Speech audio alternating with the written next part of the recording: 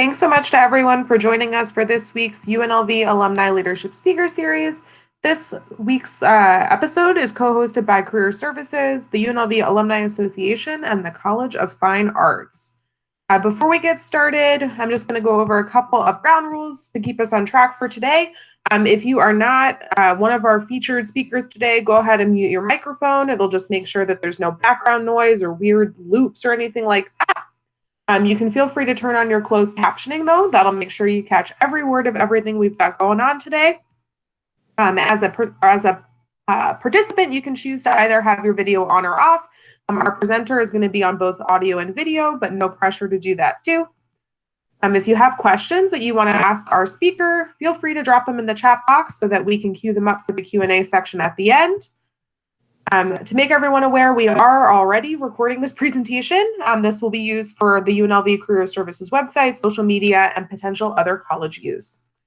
With that, I'm going to go ahead and pass it over to Marcus Sivan to go ahead and introduce our featured speaker today. Hi, everybody. How's it going? My name is Marcus Sivan. I'm a professor at UNLV and chair of the Department of Art.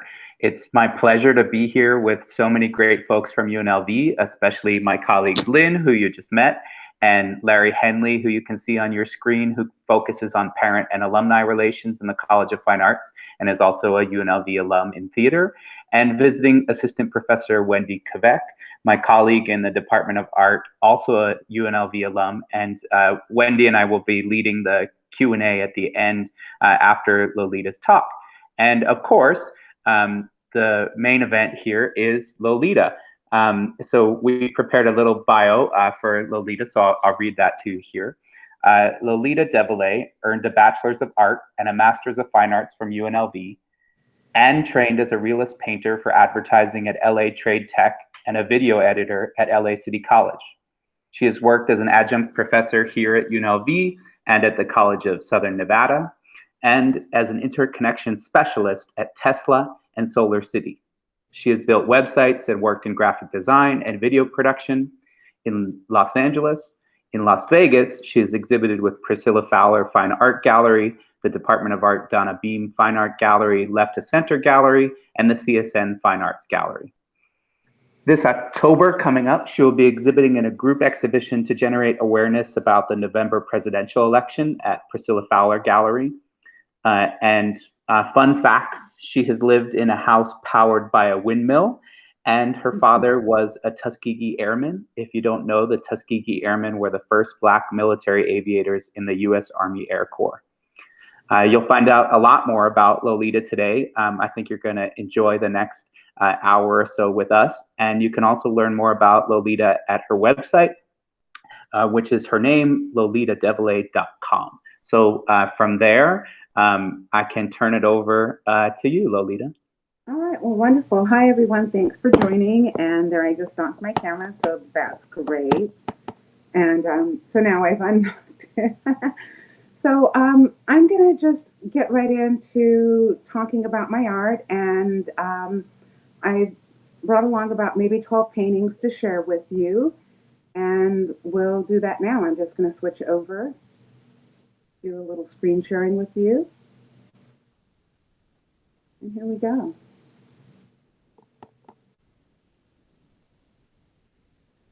All right, so this is one of my paintings that I call Angel of Happiness. This is one of the largest paintings I did in a series. And what I'm going to show you first is a series of paintings that I did mostly for my master's thesis at UNLV. So most of these paintings were completed in 2014, or at least I presented them in 2014, and then a lot of them I went back in because I'm never happy with where I wind up being with my paintings. I always want to do more, and there's just never enough time for me to do everything that I want to with these, with any of my paintings. I finally got there with one of them recently, but that's not what these are. So this is called Angel of Happiness, and one of the things that these describe a little bit about my personal background, and This painting is low key a self portrait because if you look at it, you'll see that I'm in the background, and also this one is also a low key part of the self portrait too because I'm also in part of the background here. I'm not going to point me out to you, but if you ever get a chance to look at the painting a little more closely, it's I'm in there too. So it's part of this is me inserting myself into this environment of glitz, but not in the way where I'm, it's almost like I'm a background role player in this idea of glitz because I have not achieved this status yet. This also describes a little bit about my life in that I had a poodle, and so that's what attracted me to this particular piece is, and then if you look at the colors in it too, there's when I'm painting, I like to get a little nostalgic. So this one has painting colors that, or the one that's gone, it had colors that are part of candies that I like. This one I called it Psychedelic Bubble Gum because I, when I was a kid, my parents didn't really allow us to have a whole lot of sugar and fast food and snacks like that. And growing up in the 60s, we had stuff like called, like these out there products that were related to the culture at the time. So there was this psychedelic bubble gum that my parents never allowed me to chew because it was just full of dye and color and sugar. And when I went through, and part of my process is that with these is I went through and I took pictures of these really high end retail shops because they're to me this is like the penultimate of where we would go in our society, and this represents like what we consider the best of us. So you see here me, I'm in this one too. So these first three that I'm showing you, they have where I'm in the background. You can see me reflected right in the middle of this one. And so that's part of what I'm doing with these two is inserting myself into these. And that's also why they're super brilliant too, because they don't look exactly like the photos that I started with. You'll see that a lot of times you can find like little heart symbols buried in my work, and sometimes there's other things buried in my work too, other little symbols that are important to me. So these paintings also represent a something of a duality for me because in addition to them being just these really pretty superficial paintings, it's a it's a commentary on on our society too because these gowns are $18,000 to $23,000 gowns, and that's just not something that just the average person can afford. And I mean, I certainly don't have a $23,000 gown and mostly don't have a place to wear it. I like my black t-shirts. Um, this painting here for me also represents a painting I wanted to do back when I was training. Like Marcus said, I went to LA Trade Tech, and there was this fantastic painter there when I was still just a kid, and his name was Jose, and he did this painting of this alabaster statue of like a sort of a Venus type of thing, and he had cast a blue light on her, and I remember just looking at that painting and falling in love with it and saying, that's the kind of painting I want to do. So when I was looking through my reference photos that I went out and shot, and I looked at this one, I saw the potential to construct something along the lines of fulfilling this long held 20-year-old desire to paint this female ephemeral subject in this blue cast light. So there's always just multi levels to my paintings. They mean something. I'm making social statements with them, but then I'm also making personal statements that resonate with me only. And so this painting is a painting that I wanted to do for 30 years. what I really like about it is that instead of doing like that alabaster skin, I got to do this skin that was not skin at all, but this super dark reflection of a surface tone on a humanoid, if you will. This Dreams Come True for me is something of an homage also to my sister Valen, who's no longer with us. And so I did this sort of Ascension figure here in the back in the white pants with the pink top because one of the tackiest outfits I ever saw my sister Valen in was this pink and white Madonna get up. And so this this speaks to me of that that moment in life for me. And then it just, it just reflects a again that idea of wealth and glitz and glamour that we're all seem to be going for. This Sexy Butterflies painting is a I I just saw it and I wanted to do it. I love doing shiny things, as you can see with all of the other paintings that I showed you before this. And this one was just like, that just let me indulge myself and just surrender to this surface and get this surface just saturated with this chroma and but it also is a nod to Andy Warhol's installation piece called Silver Clouds, and I'm pretty sure like even the visual merchandisers that threw this together, I'm sure they were doing it as an homage to him too, and if they weren't, then they should have been. And so then it also throws back to my time in the fashion industry and putting together doing these visual merchandising and putting together windows and so that you could get people to be attracted to what's there and come in and buy your product.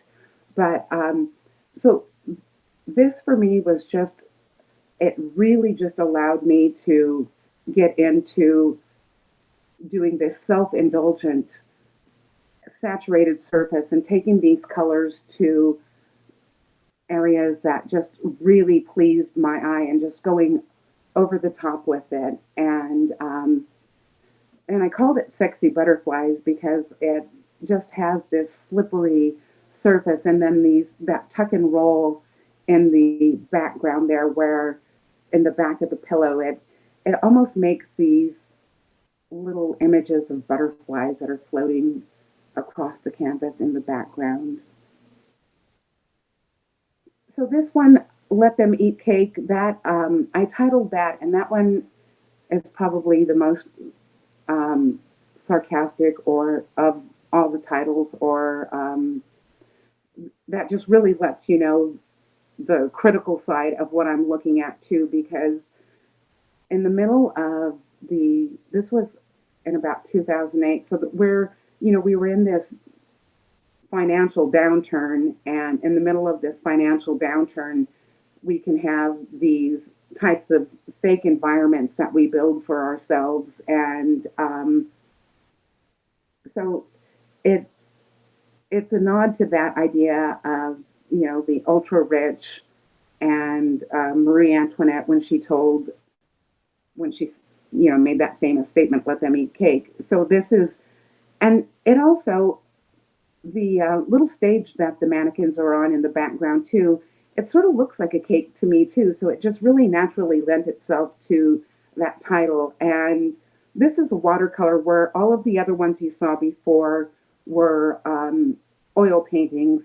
And another thing about just being an artist is, and one of the best things about doing these and going to UNLV and being part of an MFA program was being able to just indulge myself and be able to take all of the time I needed and push these paintings to like these levels of colors and these levels of details that it really takes the luxury of time that you can set aside for yourself, and it's because there's like, coming from the background that I came from and being able to even have time to do something so um,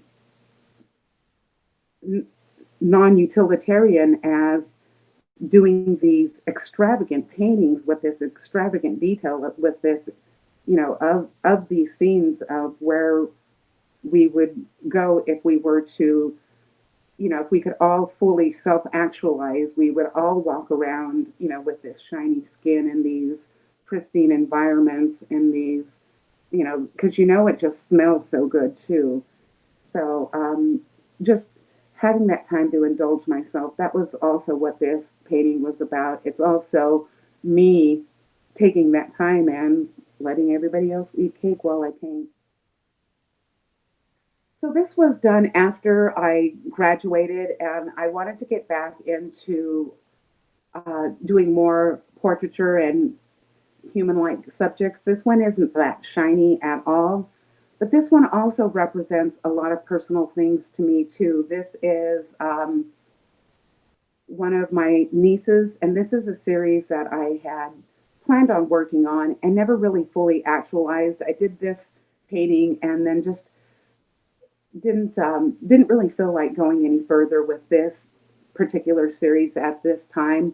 This is called Future Primitive, and this is, like I said, one of my nieces, and I had her do a selfie where she felt most vulnerable, and she was going through things at this time where she had just experienced this horrific racist thing. And I mean, maybe not horrific to everybody, but she had a little friend that she grew up with, and they, made fantastic films together and did art together, and they were just best buds. And her, because she stood up for a Black Lives Matter type of thing, her friend wound up calling her the N word. And I mean, they were like this forever. And it was also, she was 17 at the time, and she was also going through issues with her just self acceptance and her dad.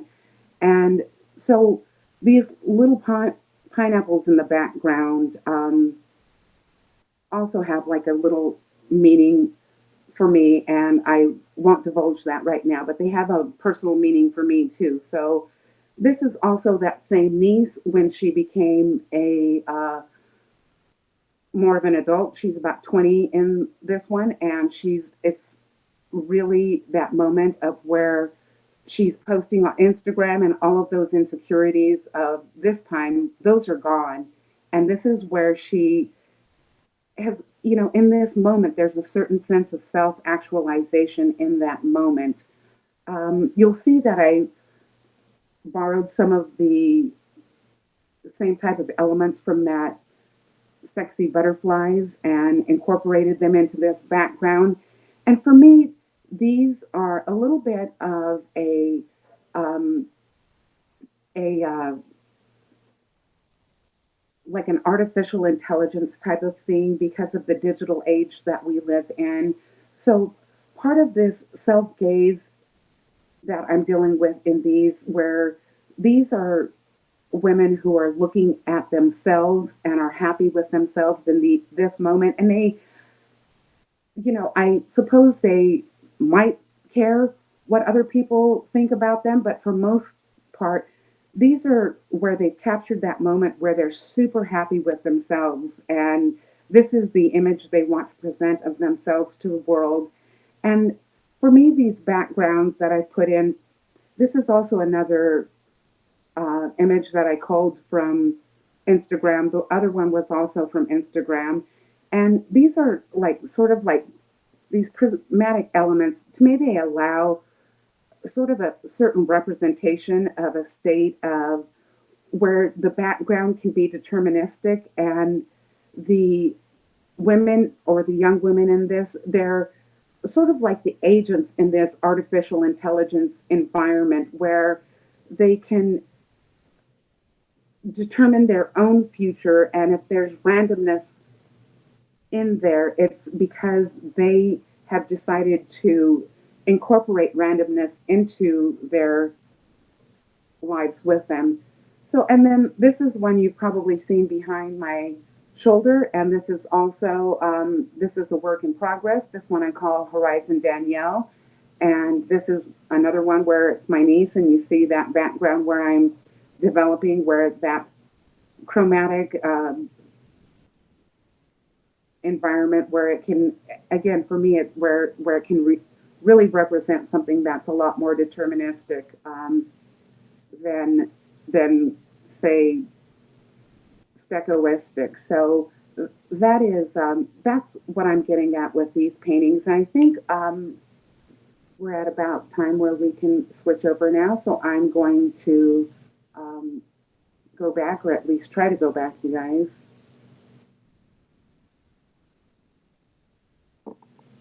And okay, I'm not gonna.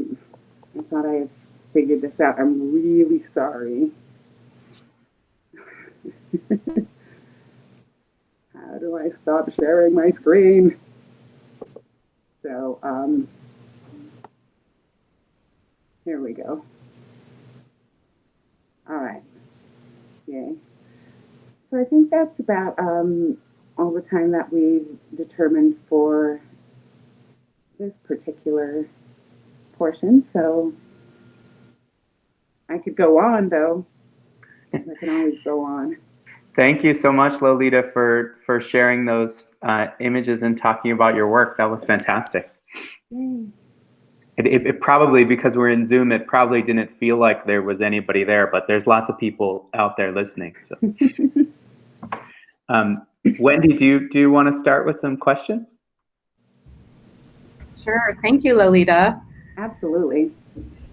I know you touched on it. I was wondering if you might talk a little bit more about your ideas about the gaze and the self-gaze, maybe like in relation to the earlier body of work that you showed and then the more recent body of work, kind of how that transitioned for you, like maybe even thinking about the way that you worked as a visual merchandiser and thinking about, these ideas of presentation and then the kind of presentation of oneself that you're talking about in the more recent paintings.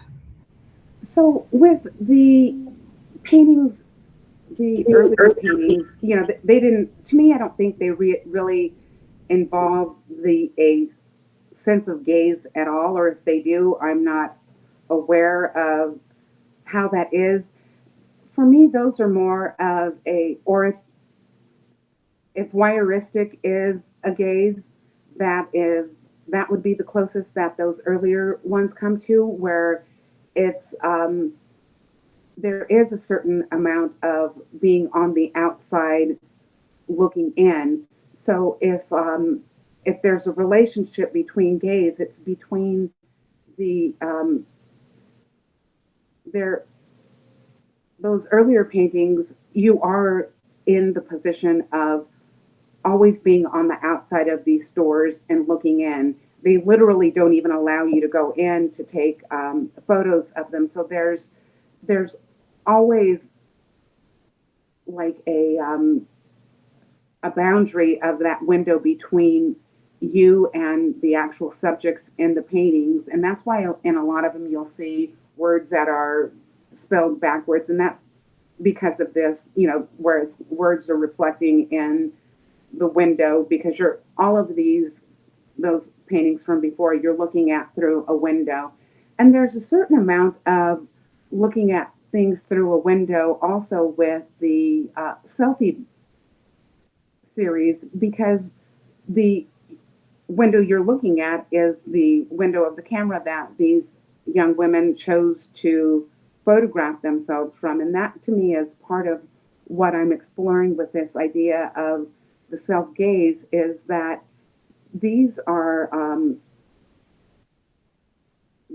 pictures that somebody else took of these women. They're pictures that they took of themselves, or if somebody else took them, it's because they handed them the camera and say, "Hey, shoot this of me. I'm feeling cute." So, and then having these. So I'll go through those, and I'll see something that really resonates, that type of idea to me, because every single thing on Instagram does not represent that moment. So I will find things among my friends where it does represent that moment, where there's this idea of they really come into themselves, and this is where they're looking at themselves more than they care about other people looking at them. There's a certain amount of where I'm doing this more, claiming this moment for me, and that's that essence that I'm looking for when I do these paintings, like the one in the background, where I very often I know something about my subjects, and I know things that they've gone through, and then to see them putting themselves out here in this way, I know what they are, to a certain degree. I know what they're thinking, and I know what they're feeling, and I know what they've conquered, and they've arrived at this moment, and this is the way they see themselves in this moment. It's not through somebody else's, like the male gaze throughout history. This is like where this is how I want people to see me. And then, but I also wonder to what degree we can be unaffected by the male gaze, because that, we are completely immersed in a society that, that's there's a systemic male gaze in our society. So how much can you really separate yourself from that? And so I think there's still, that's almost like the subtext of our culture. And in as much as we can look at these moments for ourselves, there's a certain amount of where it does cater to that same ideal. I mean, these ideals, well, where we feel we've overcome, they still are, catering to the systemic pressures of what beauty is, or what I've arrived has become. So even within that, there's a little bit of where the waters are muddied. So and I hope to clear that water for myself. So these are all, a lot of them are also, just for me. And I also want to paint women.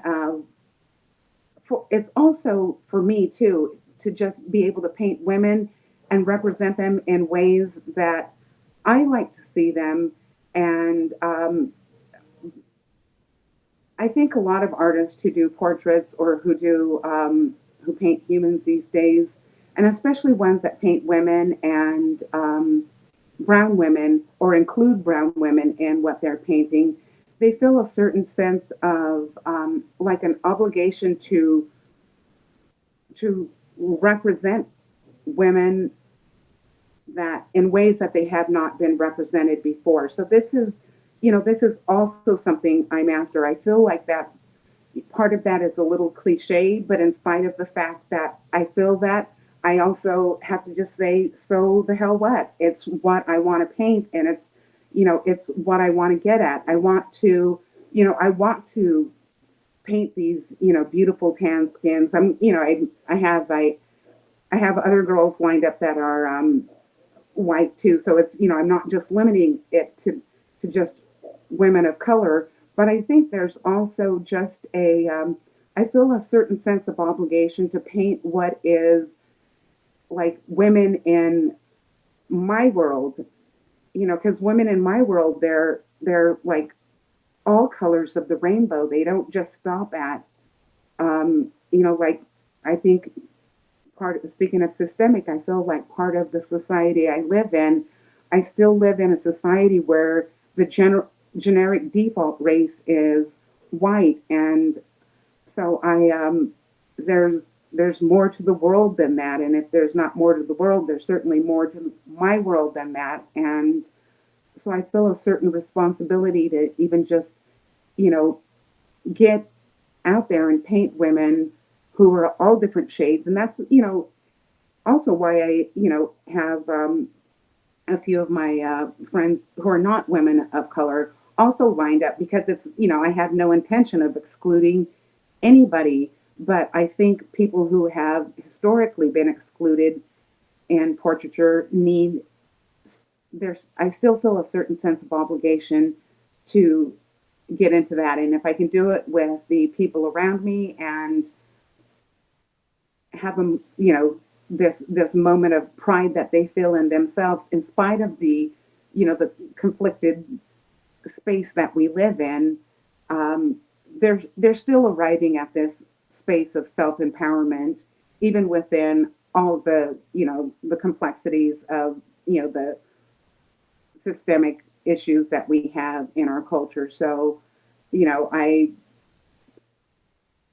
blah. That's it. I was wondering, as a follow up. This is something Wendy and I were talking about the last night in relationship to your work. We were wondering if it's different to paint somebody that you know versus painting somebody that you don't know, or a subject that's more abstract. And when you do paint somebody that both sort of on the canvas, what's that process like? I imagine painting, part of a shape that becomes a nose or a face is different if you know that nose or face. But then also, like, what's the conversation with the person that you're painting? Well, when I'm painting people, like, and it also just depends on the relationship to them that I know. Like when I paint people who are my relatives, I wind up seeing little details in their face that I hadn't seen before. I mean, actually, I see that in everything. But when they're a relative of mine, I will see, like, oh, well, that looks, she looks like her mom, or she looks like her dad, or I'll see things, like I'll see pieces of me in them if I'm related to them, and I definitely don't have that when I'm painting people that I don't know. But when I'm painting people that aren't related to me or that I don't know, there's a certain amount of me, and it's really weird, where, like, when I'm painting somebody, there's no such thing as an ugly person. There's and there's no such thing as a bad feature. It's everything is just so unique, and it's just, I love to just be able to capture, like, their contours, capture their like, things that are unique about them, and then even just, like, while I'm painting, seeing, like if somebody has a big nose, or they've got a long eyebrows, or if they've got little moles on them, just being able to just put that mole exactly where it is, and then just finding these, seeing these little personal details, and just being allowed to get into that space. I fall in love with every single portrait that I do. I just, I love the contour of of the flesh. I like the individual features, the nose, that I never painted that nose before. I That's my conversation when I start painting people, is, just, there's there's no such thing as an ugly person once I start painting them. It's just because it's I just understand the magic of how people are put together, and it all just, it it feels sort of like little, that I'm looking at these little miracles that we're even here. So, being able to capture somebody's, small eyes or big eyes, or,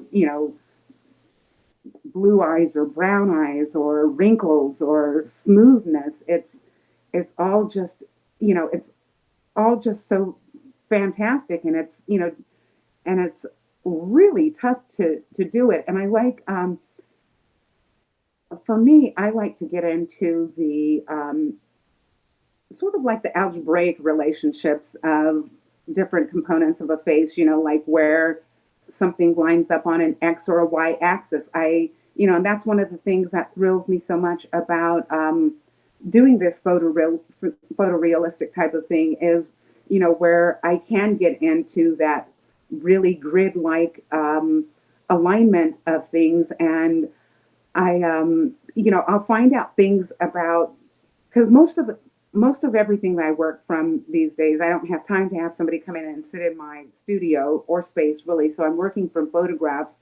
So I'll find things even within the photograph, like alignments that I didn't even see when I first started something. And then I find these like little shapes within their faces that, just that I can do these little fun gymnastics with, like these little mental gymnastics. I'll find a shape and maybe it'll look like a seven, or maybe it'll look like a bird, or maybe it'll look like a heart, and so I find these and I bring them out for me. I don't care if anybody else sees them. So or I'll find like a certain shade of pink or a certain shade of blue, or that's in them. And just, I, I get lost in my paintings while I'm doing them. But they're also, they frustrate the hell out of me too, because when you're doing this, this photorealistic type of work,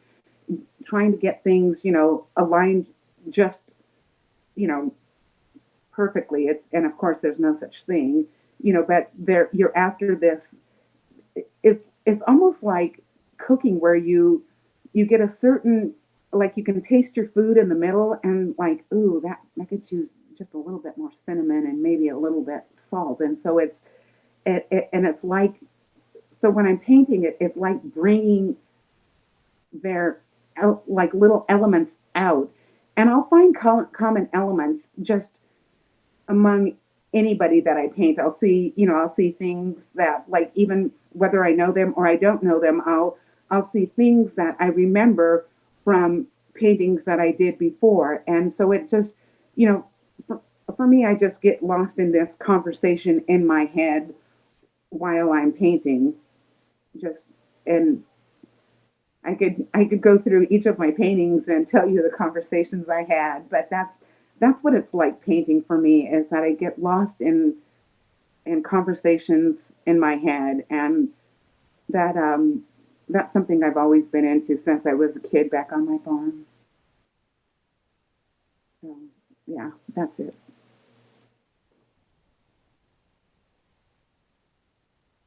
Next.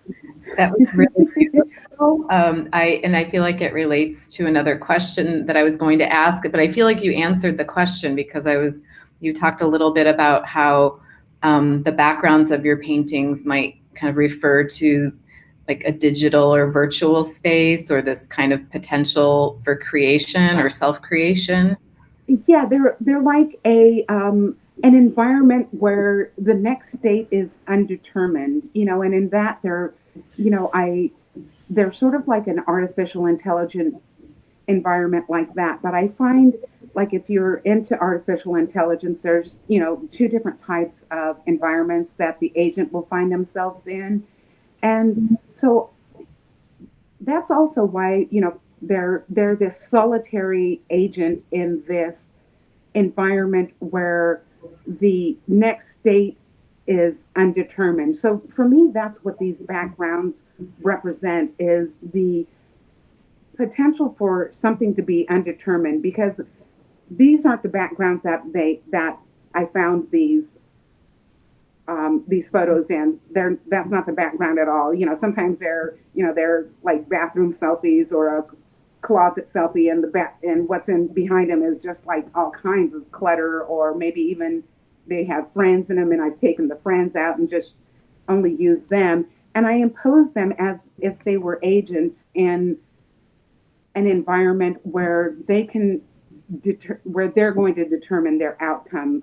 And that's also one of the things that I like about painting these young women right now, is because I think that their generation has more potential to determine their environments that they're going to find themselves in the future, as opposed to um, the systems that we're in driving them to the choices that they find themselves confronted with. I think there's a little bit more freedom over the environments that we can choose to have ourselves in, as opposed to like when I was growing up. That, wow, that was a whole different time. But now there's a where women of this generation can they just have an opportunity for self-expression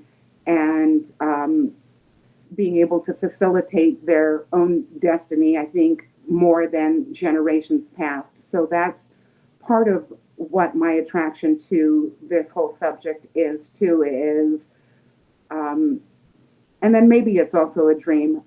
I'm hoping that's true. So yeah. Lolita, I wonder if you want to talk a little bit about the various jobs that you've had. Being a teacher, working at Tesla, making websites, editing videos, and I'm trying to imagine. I've only known you as a painter and as somebody with this extreme dedication to her craft and to surfaces, and I wonder how those kinds of things play out in teaching or play out at a work meeting, and or if you sort of separate the things, maybe the two don't overlap, and painting is something you do, I think, as you said before, maybe just for you or something. So the jobs that I've been in, they've always had this creative outlet. So while I'm not actually creating a painting, almost everything that I've ever done has been where I can do um, that has this creative outlet. Like one of my first jobs, I worked in I started working in the fashion industry, and I worked for a perfume company called Giorgio, and but I just did administrative stuff for them, and so it wasn't really creative. And then the next job I was able to get, because I worked for Giorgio, that looked good on my resume. So then I got a job in visual merchandising, and I would help design like point of purchase packets for companies like Estee Lauder. I mean, it's a zillion years ago, but I remember even when Estee Lauder created her brand Origins, how fun it was just creating all the, just working with them and creating props that we were, and we would ship them out to all of the stores like Broadway and Neiman Marcus and blah, blah, blah. I mean, I don't even know if half of these stores exist these days, but so we would do stuff like that, and we would make big fake lipsticks, and they'd be in the storefronts on Wilshire, and we would drive by and see them. So there was always, almost with everything, there was a creative aspect to what I was doing. But then I wanted to do more with my life. I wanted to do something like really meaningful and altruistic. And so then that's when I went back to college and started studying genetics, biochemistry, and genetics. But um, I've been disillusioned with the world more than once. So I got really disillusioned with that, and because of like just the nasty way the whole AIDS epidemic thing went down, how people gain the rights to other people's intellectual properties. And so I was just, I was really disillusioned with this. I thought I wanted to cure cancer or something like that with these, with this genetic studies that I was doing. And so, I helped compile genomic libraries, but I was only working on this fly called Drosophila acanthoptera, and we isolated a rosy pigmentation in its eye. So we isolated that gene, and it worked towards building genomic libraries that we have today. But I got, like I said, I got really disillusioned. There's a story of Marianne Ma and what happened with her with the NIH and this project she was working on. And so I got really disillusioned with that. And I had the opportunity to, friends of mine, there was this new network starting up called Fox, and it was their sports channel. So they were just launching this whole new sports channel. And so I had an opportunity to go in and work on that team and help launch that. So I went and did that. And one day my boss told me that if I wanted to be more successful, I needed to dumb down. And that was a little bit of a problem. I don't like dumbing down. And he may have been right. I don't know. So maybe I should have dumbed down. But so then I left Fox because I didn't want to dumb down, and went over and worked still in television and still doing spot cable advertising. But this time, I worked with just like all kinds of different advertisers, and we would run all kinds of different ads with for a rep firm. And I went up the ladder with that, and then that my job was eliminated in 2003. So I took a couple years off to just play golf, and I joined a couple men's clubs. I took golf lessons with my husband and with at the public golf courses. Joined a couple of the men's club because for some reason the women's club wouldn't let me join, but the men's club said, "Come on in, Lolita." So I joined the men's club, and I used to play competitive golf, and we would just drive all over Southern California and play golf just whenever.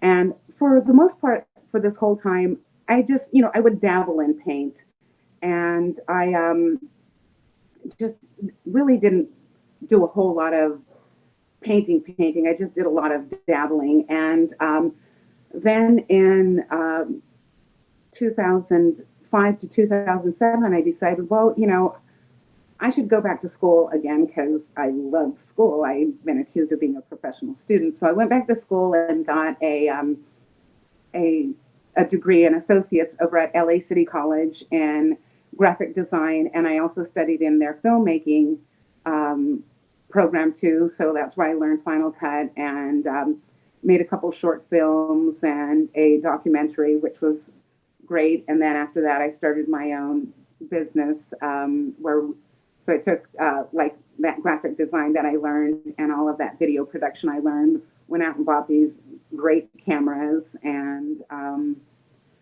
some really super powerful Macs, and had myself a video production studio. And then got tired of LA. And decided to move to Las Vegas. And what do you know, that beautiful university was just sitting right around the corner saying, "Hey, Lolita, you're not done with school. Come." So, so I had started painting again, and I showed with a couple galleries in LA, and then moved here and decided to go back to school and get a degree. And so I got my degree in painting and drawing, and then applied to several different colleges and got accepted to all of them, but decided I didn't want to move back to LA, didn't want to move to New Orleans. That sort of just scared me a little. And so I, UNLV was just staring me in the face, and I absolutely loved the college. So was just ready to accept. So they accepted me. I jumped right in and accepted them right back. And and then I also really love the opportunity that UNLV's nice little boutique program offers. I like the fact that it's 3 years in the graduate assistantship is great. And you just, I got opportunities to work in the galleries.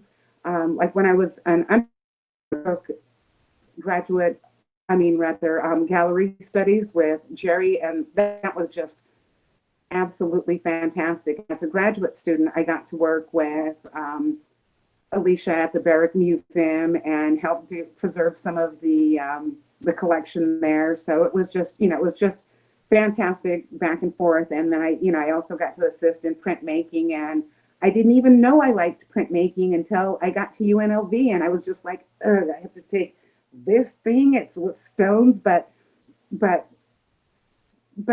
when I got into it, it's just, absolutely fantastic. So that is probably a longer answer than you wanted, but that's my background all the way up from 17 to UNLV. Thank you. I want to make sure, are there any questions from the audience here? If you have any questions, maybe you could just type something into the chat there. Oh, there's one right away. It says, what are the best ways for young art school grads to step into the art community and try to establish themselves as independent artists? You have to reach out to galleries pretty much yourself. I personally have not met that artist agent. I think if you get more well known than myself, but you reach out to galleries, you look at galleries that have work that might be similar to yours, and show them your portfolio. That's, whether you do it serendipitously or whether you do it intentionally. So I've reached out to galleries, and like the gallery that I'm represented with now, I was taking my students through, and just started talking to her, and I showed her some of my work. So that's another thing. You should always have your portfolio on your phone, or if you carry around a tablet, you should always have your portfolio ready to show, because you really don't know what opportunity that anyone holds for you. So it's a really good idea. So deliberately reach out to galleries, and always reach out to galleries. If you get declined, analyze the reasons why you got declined and reach out to more galleries. But you should always be reaching out to galleries that you want to show with. So that's the first thing. And if you're, and always, no matter where you are, have an entire portfolio on your phone. So this way you can just, pull it up, just tap right into that album and show somebody something, because it's, you just never know who it is that actually bumping into. Life is just serendipitous like that, where you'll bump into somebody and you think it's not an opportunity, and then you wind up being Facebook friends or whatever, and next thing you know, they're contacting you for a commission, or you make a friend who you have no idea has any kind of art connections, and then you have to network. So it's always a really good idea to have your portfolio on your device that you have with you, even if it's your laptop, a tablet or a phone. Those are really good devices to keep a portfolio on, and just show it to the world. Always just show everything you've got to the world, always. And that's going to help you get opportunities that you don't even know exist. So I saw another question pop up. Yeah, it's about resilience and how to stay in a good headspace and keep pursuing your dream, even if you do encounter rejection. So that is just a matter of believing in yourself and believing in your art. If you're a grad student, you already believe in your art to a certain degree. So you really, it really is about exploring who you are as a person, and what it is you want your art to do for you.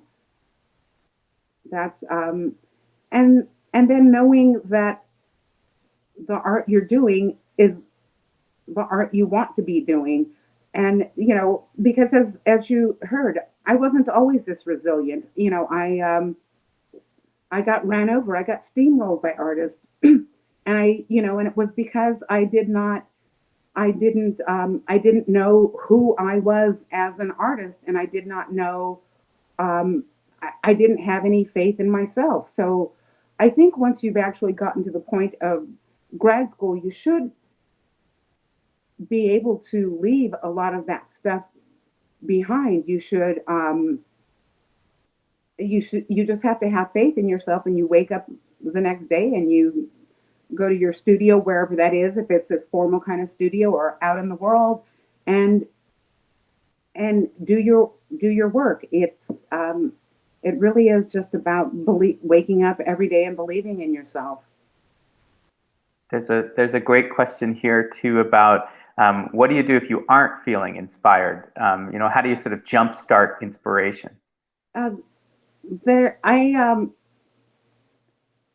You just you just do the work. You get up and you do the work.